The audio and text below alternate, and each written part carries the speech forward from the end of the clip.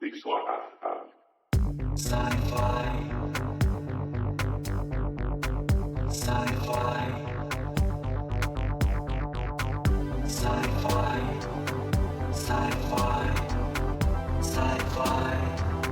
Sci-fi. Sci-fi. Sci-fi is dead.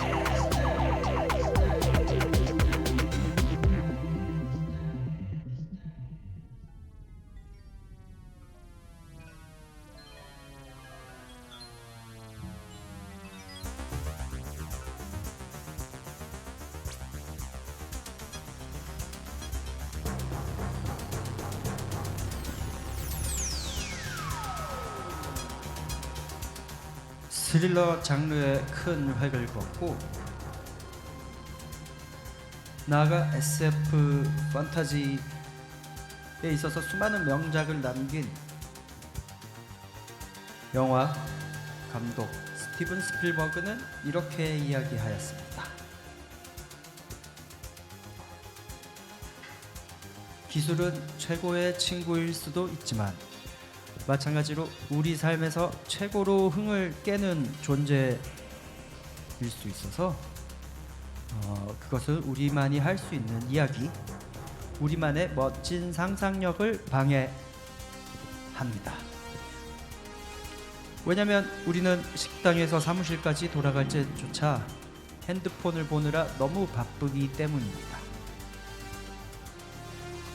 기술에 매몰되어 상상할 수 있는 능력을 상실한다면 더 이상 공상과학을 기술에 의존해 이야기하는 것도 무의미하겠죠? 자기 전에 떠올렸던 숭수한 공상을 즐기던 시대로 다시 돌아갈 필요도 있는 것 같습니다. 비즐라 FM Sci-Fi is Dead 나잠수입니다.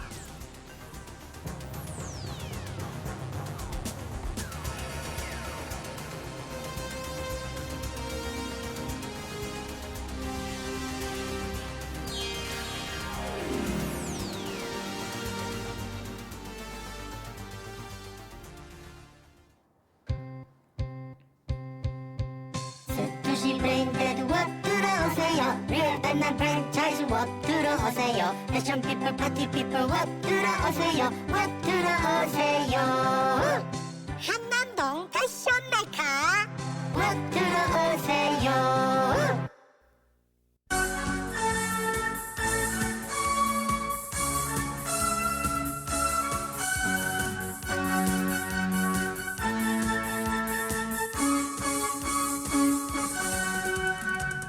건담 지구의 용사 건담 지구의 보람에 저 넓은 우주 공간으로 힘차게 날아라 우태를 모르는 정의의 용사 패배를 모르는 우주의 용사 지구의 평화를 위해 우주의 평화를 위해 용감하고 지혜롭게 싸워 승리하리라 기동전사 건담 기동전사 건담 기동전사 건담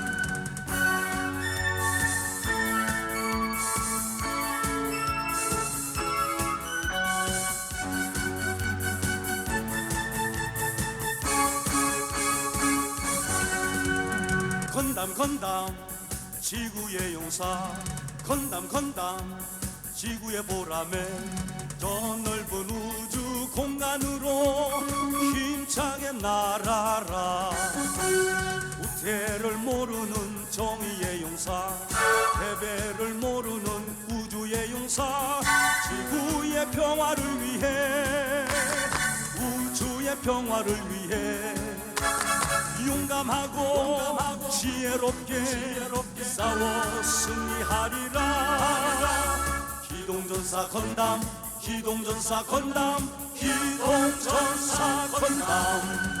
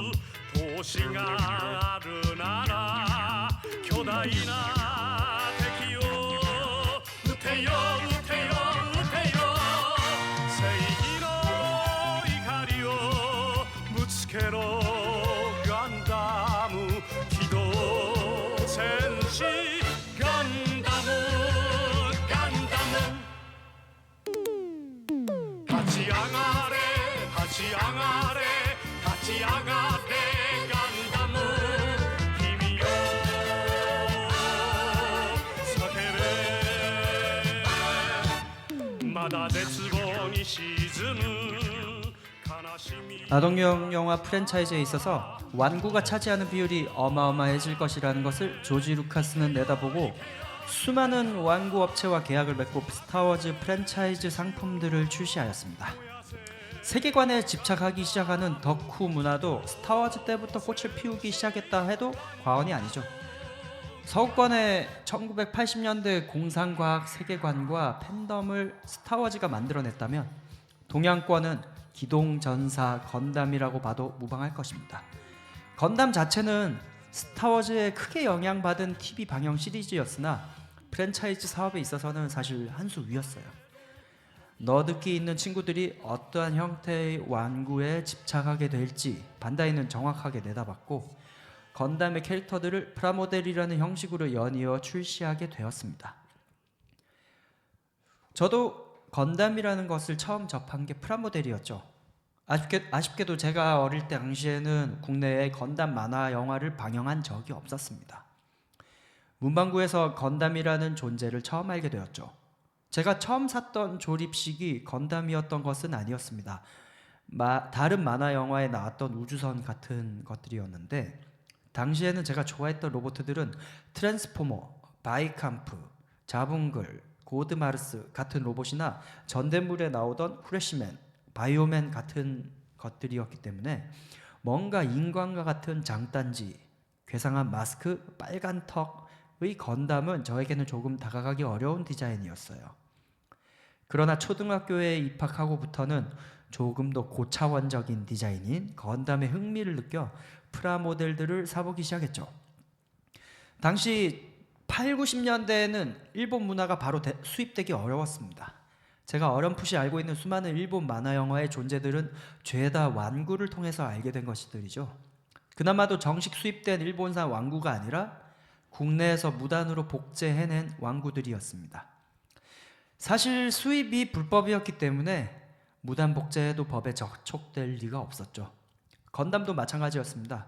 80년대 중반까지는 국내의 인지도가 전무하다시피 했지만 제타 건담이라는 후속작을 방영할 때부터 불법 비디오 테이프들이 한국 오타쿠들 사이에 돌아다니면서 입소문이 크게 나기 시작했죠. 국내산 건담 프라모델이 등장한 것도 아마 그 무렵이었던 것 같습니다.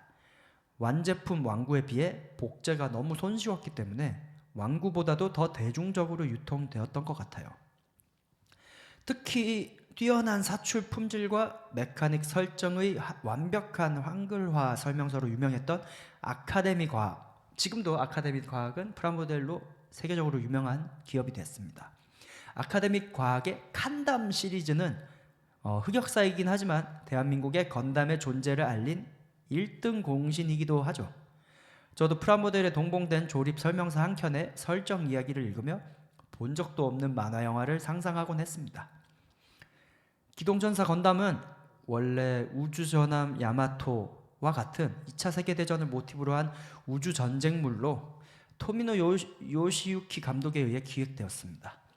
그러나 스폰서였던 완구회사 클로버의 압박에 의해 그 이전까지 대세였던 거대 로봇물이 어쩔 수 없이 끼어들게 되었다고 합니다. 건담을 상징하는 컬러인 흰색 바탕에 파란색, 빨간색, 노란색의 조합 또한 완구 회사의 명령으로 만들어진 철저히 아동을 상대로 한 컬러 조합이었던 것이죠. 그러나 건담의 예기치 않았던 대성공으로 인해 이 색 조합은 지금까지도 주인공 건담을 상징하는 대표적 컬러로 자리매김하였습니다. 오히려 다른 로봇물들이 건담의 색 조합에 영향받지 않으려고 노력하게 되었죠. 그리고 주인공 아무로의 숙적 샤의 붉은색으로 대변되는 컬러 조합 또한 이후 제작되는 건담 시리즈들에서도 항상 오마주되어 악당의 컬러로 자리매김하게 됩니다.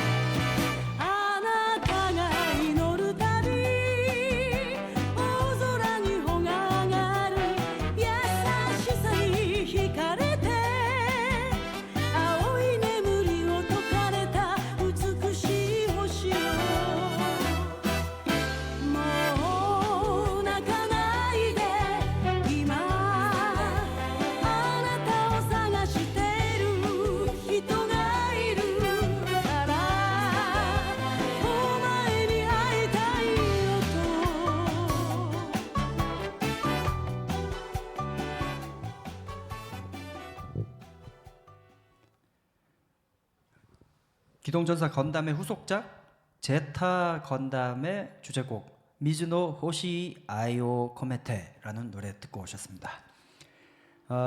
기동전사 건담의 뒤늦은 대성공으로 인해 후속작이 바로 준비되기 시작했고 당시에 큰 화제를 몰고 다녔던 마크로스 시리즈에 어쩔 수 없는 영향을 받아 가변형 모빌 슈트가 주인공으로 나오는 기동전사 제타 건담이 출시되었습니다. 그러나 괴팍한 토미노 요시유키의 암울한 설정과 각본, 깔끔하지 않은 결말, 그리고 결말 후 주인공의 정신붕괴 등이 전작의 디자인과 맥을 달리하는 기괴한 메카닉 디자인과 겹쳐 당시에는 충격적이다, 재미가 없다, 너무 우울하다 등의 혹평을 들어야 했습니다. 그러나 90년대로 들어서며 일본의 버블이 붕괴된 이후에 시대를 앞서간 작품이라는 평가를 받으며 현재까지도 재조명되고 있는 편이죠. 특히 한국에서는 전작 기동전사 건담보다도 팬이 많다고 합니다. 사실 저도 기동전사 건담보다도 제타 건담 후속작을 더 재밌게 본 편인데요. 더블 제타는 극 초반에는 근데 이제 주인공 편 에우고라고 하는 진영과 적 네오지온의 싸움이 제타 건담에서 결론이 나지 않았어요.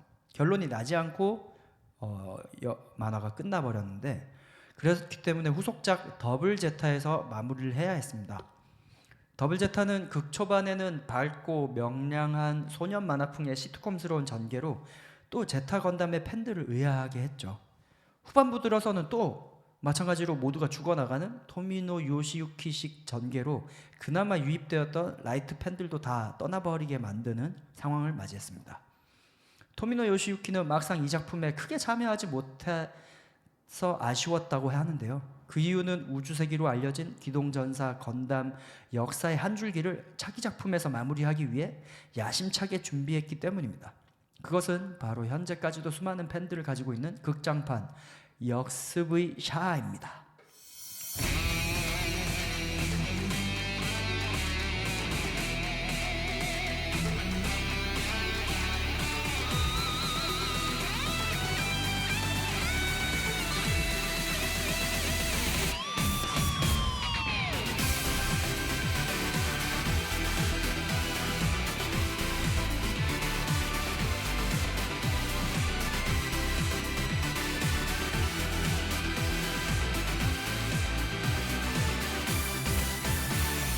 You belong to me さよなら言えなくていつまでも抱きしめたかった I belong to you 張り裂けそうになるこの胸を君に差し出して We belong to us 遥かな空の下コバルトに光る星がある悲しみはそこから始まって愛しさがそこに帰るのさメビウスの輪から抜け出せなくていくつもの罪を繰り返す平和より自由より悲しさより君だけが望む全てだから離れても変わっても見失っ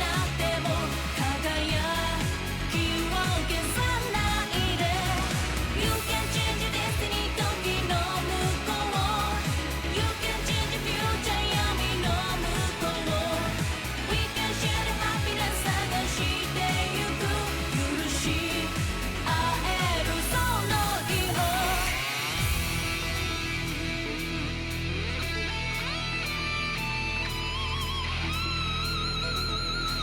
夢という風に導かれて過ちの船に揺られてく We belong to us 生きてゆけるのならいつかまた戻れる日があるわメビウスの輪から引き寄せられていくつもの出会い繰り返す Beyond the time 希望より理想より憧れよ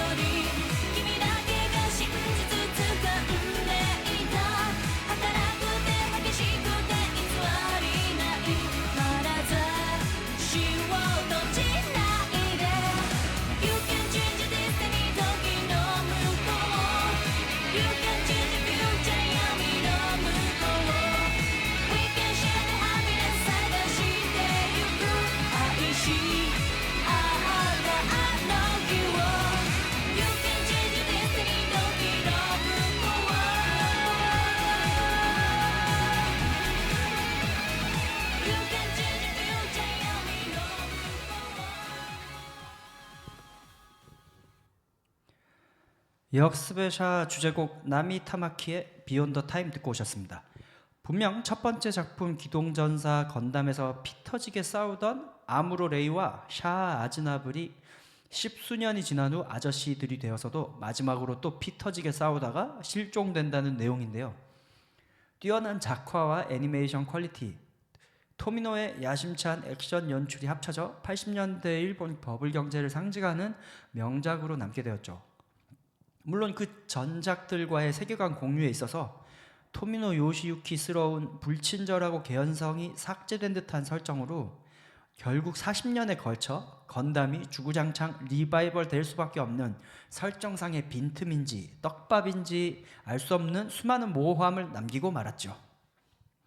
몇십 년에 걸쳐서 지속적으로 제작되다 보니 과거 작품의 팬이었던 사람이 다시 제작에 참여하게 되고, 그러면서 자신의 덕력을 있는 힘껏 모아 설정상의 빈구멍들을 덧대다 보니 지금의 우주세기 건담 작품들은 거대한 누더기 괴물 같은 존재가 되었습니다.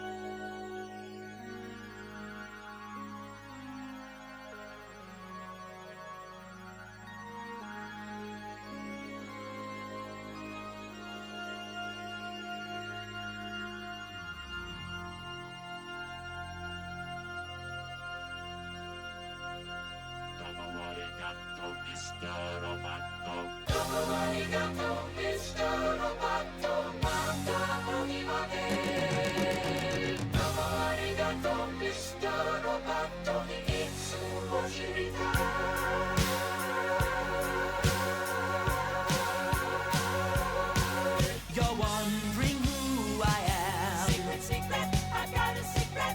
Machine or mannequin. Secret, secret, I've got a secret. With parts made in Japan. Secret, secret, I've got a secret. I am the modern man.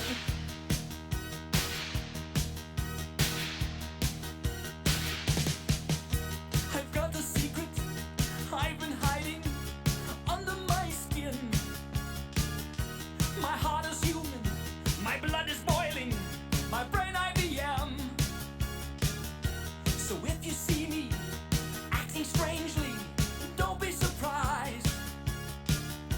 I'm just a man who needed someone and someone to hide, to keep me alive. Just keep me alive. Somewhere to hide, to keep me alive. I'm not a robot without emotions. I'm not what you see. I've come to help you with your problems so we can be free. I'm not a hero, I'm not a savior. Forget what you know. I'm just a man whose circumstances went beyond his control, beyond my control. We all need control. I need control. We all need control. I am the modern man. Secret, secret, I've got a secret. Who hides behind a mask. Secret, secret, I've got a secret. So no one else can see. Secret, secret, I've got a secret. My true identity.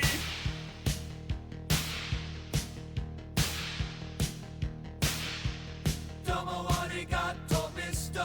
Roboto. Domo, domo, domo arigato, Mr. Roboto. Domo, domo, domo arigato, Mr. Roboto. Domo arigato, Mr. Roboto.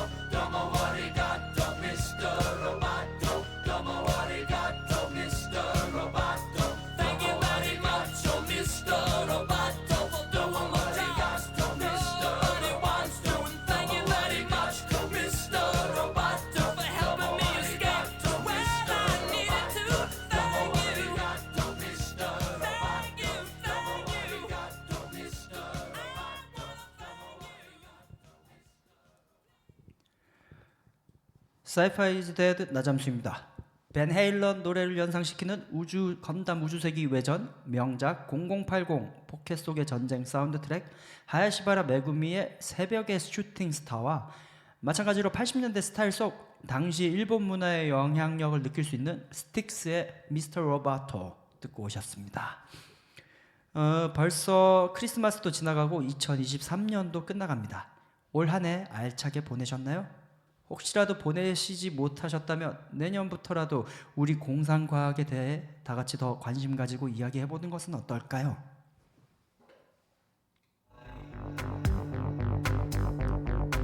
Sci-fi. Sci-fi.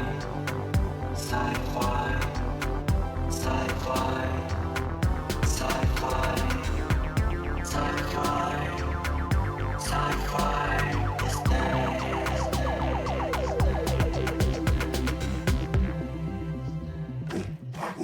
그들이 온다. 기다려 왔다. 송수 각 플레이스. 그 스테이션. 대피 힙스터 주정뱅이 환영. 주차는 안 돼요. Sci-Fi is Dead 나잠수입니다. 음악과 테크놀로지 시간이 됐어요. 오늘은 오늘날처럼 너무 쉽게 음악을 소비할 수 있게 된 기술의 첫 출발, 기록에 대한 세 번째 시간입니다. 디스크 레코딩의 시대를 지나 마그네틱 테이프 레코딩의 시대로 접어들면서 생겨나는 레코딩 프로덕션에 대해서 알아보겠습니다.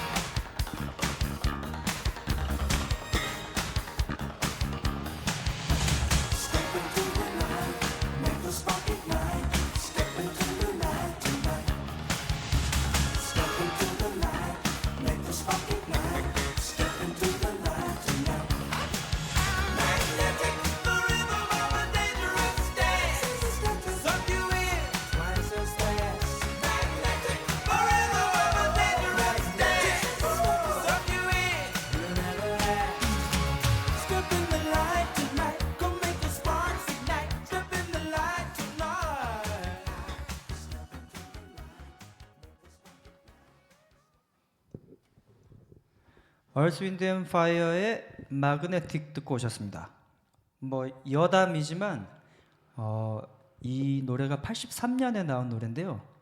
이 80년대의 테크놀로지의 어떤 변혁은 이런 얼스 윈드 앤 파이어나 쿨 앤 어게인 같은 70년대 때 엄청 정교한 연주와 어떤 살아있는 라이브한 그런 연주를 기반으로 한 밴드들도 다 이런 80년대 사운드로 획일화되게 만드는 큰 힘이 있었던 것 같아요. 지금 이 얼스 윈드 앤 파이어의 마그네틱이라는 노래도 마찬가지로 어떤 사람이 그냥 듣다 보면은 전혀 얼스 윈드 앤 파이어를 연상시킬 수 없는 그런 사운드였던 것 같거든요. 어쨌든 여담은 뒤로 한 채 마그네틱 레코딩에 대한 이야기를 좀 더 해볼까 합니다. 최초의 자성을 이용한 레코딩은 사실 테이프가 아니라 와이어였어요. 촘촘하게 나누어진 철사의 각 지점들을 자기 레코딩 헤드가 훑고 지나가면서 전기 신호의 강도에 따라 자화시키는 방식이었습니다.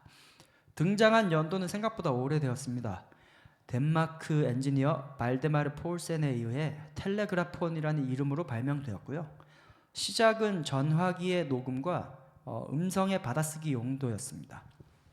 그러나 기술의 한계로 인해 20, 30년대까지도 극히 제한적인 상황에서만 쓰였고 40년대 들어서 저가로 제작할 수 있는 디자인 라이센스가 풀리면서 활발하게 개발되기 시작했죠. 개선된 자기 와이어는 아세테이트 디스크 레코더에 비해 더 긴 레코딩 시간과 재사용 가능성으로 인해 사무실에서의 용도뿐만 아니라 가족과 친구들의 즐거움을 위한 가정용 기기까지 빠르게 시장을 점유하기 시작했죠. 그러나 전문적인 음악 레코딩에 있어서는 디스크 레코딩에 비해 퀄리티가 너무 떨어지고 와이어의 특성상 엉키거나 구겨질 수 있는 등 사용성에 있어서 문제가 많았습니다. 또 편집에 있어서도 와이어끼리 접합을 매듭 짓는 식으로 편집할 수는 있었지만 결과물은 만족스럽지 못했죠. 그리하여 와이어와는 달리 면을 가지는 강철 테이프가 등장하게 됩니다. 그러니까 마그네틱 테이프라고 하면 보통 비닐로 된 테이프를 말하는데 그 이전에 강철로 된 테이프가 등장한 거죠. 줄자처럼. 그러나 빠른 속도로 돌아가는 날카로운 강철 테이프는 위험하기도 했거니와 30분을 녹음하려면 약 2.9km의 길이가 필요했고 무게도 25kg이나 나갔다고 합니다. 1935년 독일의 아에게의 엔지니어들이 거대 화학기업 아에게 파벤과 협력하여 세계 최초의 자기 테이프 레코더 K1을 만들게 되었습니다. AC 바이어싱이라고 하는 테크닉으로 레코딩 퀄리티를 끌어올렸고 1943년에는 스테레오 레코더를 개발하게 되었죠. 2차 세계대전 막바지에 입수된 독일의 마그네토폰 레코더를 통해 미국은 자기 테이프 레코딩 기술을 얻게 되었습니다. 미국이 가지고 있던 78 RPM 디스크로는 도저히 담을 수 없었던 분량의 녹음이 가능하게 된 것이죠. 미군 통신대에 복무 중이던 잭 멀린이라는 사람은 라디오 빔 루머를 조사하던 중 우연히 들르게 된 바드 노이하임의 스튜디오에서 아에게의 마그네토폰과 50개 가량의 릴 테이프를 가지고 오게 됐습니다. 전쟁이 끝난 후 몇 년 동안 그것들을 모디파이하고 성능을 향상시켰죠.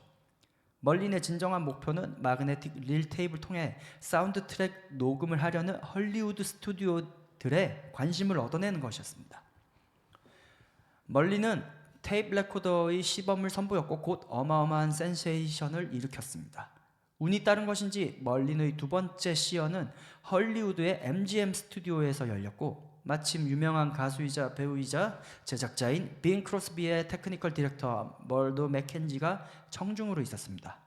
그는 멀린과 빈 크로스비의 만남을 주선해 주었고 크로스비는 이 레코더의 엄청난 상업적 잠재력을 보았죠. 당시 미국 라디오 방송은 무조건 라이브 음악으로만 가능했습니다. 왜냐하면 디스크 레코딩의 품질이 너무 떨어졌기 때문이죠. 그리고 빈 크로스비는 라이브 연주 편성 특유의 엄격함, 그것을 아주 싫어했다고 해요. 그는 레코딩 스튜디오만의 여유가 있길 원했습니다. 그리고 멀린의 테이프 레코더는 녹음 방송을 가능하게 해줄 것이었죠. 크로스비는 라디오에서 미국 최초로 녹음 음원을 사용한 뮤지션이 되었습니다. 그리고 음반에 있어서 테이프 레코딩을 처음으로 마스터한 뮤지션이기도 했죠. 녹음된 크로스비 라디오 쇼는 테이프 접합을 통해 공들여 편집되었고 라디오 사상 전례가 없는 속도와 흐름으로 방송되었습니다. 여담으로 멀린은 최초로 방송에 통조림 웃음, 그러니까 코미디 쇼에서 실제 관객이 내는 웃음이 아닌 이미 녹음된 가짜 웃음을 삽입한 사람이라고 주장한 적이 있다고 하네요.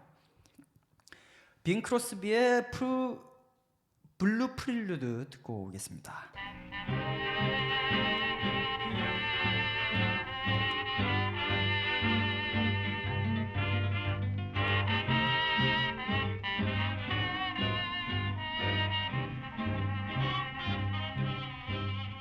Let me sigh, let me cry when I'm blue.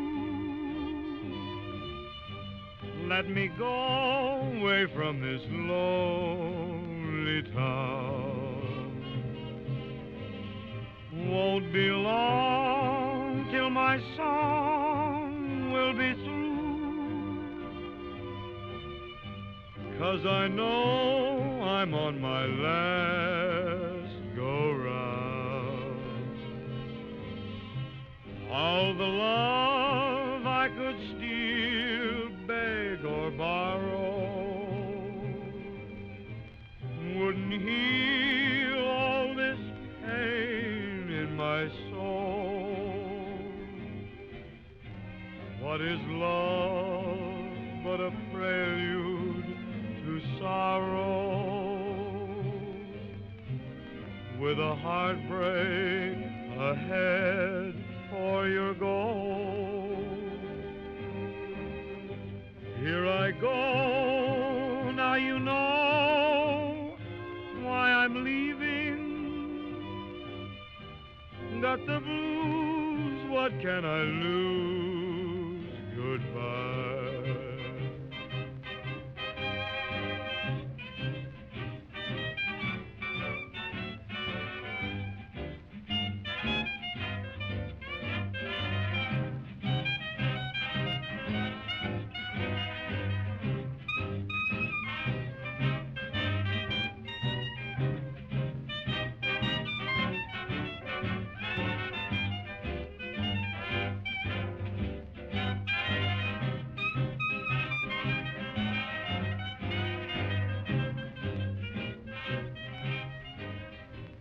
All the love I could steal, beg or borrow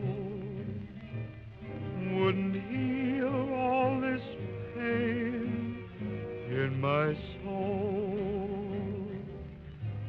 What is love but a prelude to sorrow, with a heartbreak ahead for your goal? Here I go, now you know why I'm leaving. Got the blues, what can I lose? Goodbye.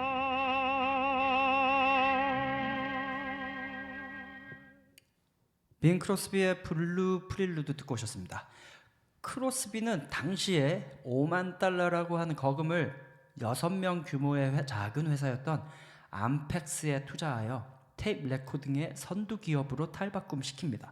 실제로 암펙스라고 하는 회사는 현재는 뭐 이렇게 실질적인 회사는 아니지만 테이프 레코더 시장에 있어서는 가장 최고의 음질을 자랑했던 프로 사양의 레코더들로 굉장히 유명한 기업입니다. 현재까지도 뭐 소프트웨어 어떤 그런 장비들로 재현도 되어 있고 굉장히 유명한 기업이에요. 1948년 암펙스는 모델 200이라고 하는 테이프 데크를 발표하였습니다. 자기 테이프 레코더는 1940년대와 50년대의 브러쉬 디벨롭먼트 컴퍼니와 그 디자인 라이센스를 소지했던 암펙스와 함께 개발되었습니다. 마찬가지로 테이프 미디어 자체의 개발은, 그러니까 테이프도 개발돼야 되잖아요. 레코더뿐만 아니라 미네소타 마이닝 앤 매뉴팩처링 코퍼레이션이 시장을 이끌게 됐죠.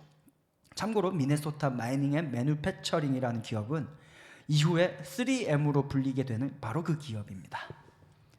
이렇게 테이프 레코딩 시대에 들어서게 되고 이제 곧 음악 프로덕션의 혁명을 일으키는 멀티트랙 레코딩이라고 하는 기술이 선보이게 되는데요. 그 이야기는 다음 시간 4부에 해드리겠습니다. 여러분들의 공상과학에 대한 열정에 제가 불을 지필 수 있었다면 무척 영광이었고요. 좀 더 많은 분들이 이런 사이파이 장르에 관심을 가지고 함께 만들어 나갈 수 있으면 좋겠습니다. 오늘 무척 즐거운 하루였고요. 남은 하루도 편안하게 보내세요. 다음 시간에 뵙겠습니다. 마지막으로 제 음악에 많은 영향을 준 자넷 잭슨의 Miss You Much 듣고 오늘 방송 마치도록 할게요.